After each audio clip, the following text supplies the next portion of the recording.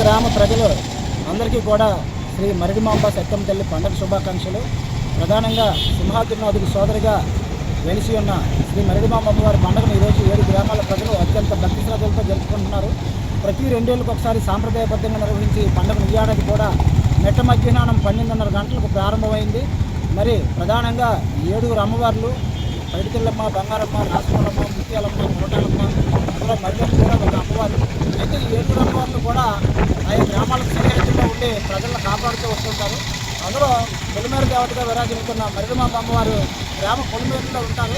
అయితే తన సోదరుల మీద ప్రేమతో ఎప్పటికప్పుడు గ్రామంలో ప్రవేశించడం, మరి ఆ అమ్మవారిని తిరిగి గ్రామస్తులందరూ కూడా దుష్టశక్తుల నుంచి అమ్మవారు గ్రామ పొలిమేరలో తీసుకొస్తుంటే దుష్టశక్తులు అమ్మవారిని ఆపే ప్రయత్నం చేస్తుంటాయి.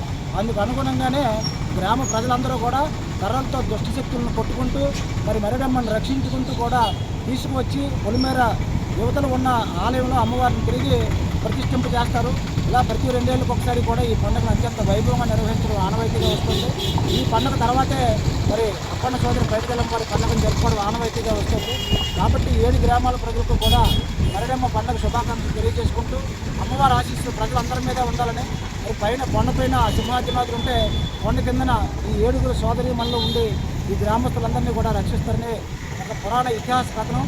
అందుకు తగ్గట్లుగానే మరి దండవంశీయులు పూజారులు దండ వెంకటరామ గారి సారథ్యంలో అమ్మవారి ఘటాలు తీసుకొస్తుండగా మరోవైపు ఇక్కడ ఆలయం వద్ద ఆలయ కమిటీ గౌరవాధ్యక్షులుగా నేను, మరి అదేవిధంగా అధ్యక్షులుగా వెంకటరావు గారు మేము భక్తులకు సకల సదుపాయాలు ఏర్పాటు చేసి అమ్మవారి ఆలయాన్ని భారీగా విద్యుత్తు అదేవిధంగా వివిధ రకాల ఫలాలతో కూడా అమ్మవారిని అలంకరించాం. ఉదయం నుంచి కూడా ఖాళీ లేకుండా వేలాది మంది భక్తులు లైన్లో ఉండి అమ్మవారిని దర్శించుకుంటున్నారు.